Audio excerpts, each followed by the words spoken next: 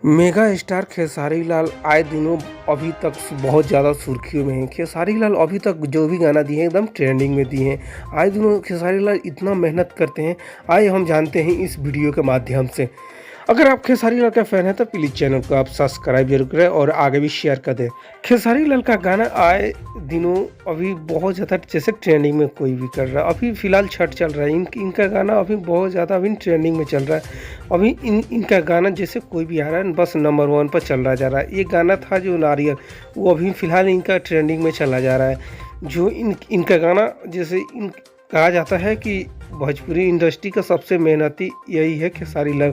खेसारी लाल इतना जैसे मेहनत करते हैं कि वो ज़्यादा जैसे घर पर सो नहीं पाते हैं। इनका गाना जैसे कोई भी आता है एकदम ट्रेंडिंग में चला जाता है। अभी तक जैसे छठ आया है, छठ का गाना इनका जो भी आया है लगभग सब ट्रेंडिंग में जा रहा है। और सब कलाकार तो नहीं बता सकते, लेकिन खेसारी लाल ने एक इंटरव्यू के जरिए प्रेजेंट किया है जो बता रहे हैं कि मात्र वो 2 घंटे सो पाते हैं और बाकी घंटे काम कर पाते हैं, क्योंकि बहुत कम सोते हैं और सबसे ज़्यादा जगते हैं।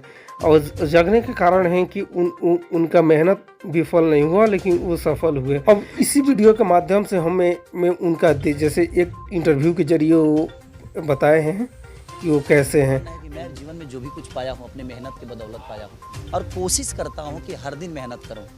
मैं अपने जीवन में मात्र 3 घंटे सोता हूँ। 1 बजे सोता हूँ, 5 बजे उठ जाता हूँ और हमेशा 3 से 4 घंटे ही मेरी नींद होती है। और उसके बावजूद भी मैं उसी ऊर्जा में काम करता हूँ, क्योंकि मेरे लिए हर दिन कल नहीं होता है, वो आज ही होता है। और मैं आज को बड़ा खूबसूरत जीता हूँ। कल ना मैंने देखी ना आपने देखी कल क्या होने वाला है, तो मैं कल में विश्वास ही नहीं रखता। मैं आज जीता हूँ, जो आज है वही मेरा है। कल क्या होगा ये मुझे खुद को पता नहीं। इसीलिए आज जितना जीना है इंसान को जी लेना चाहिए।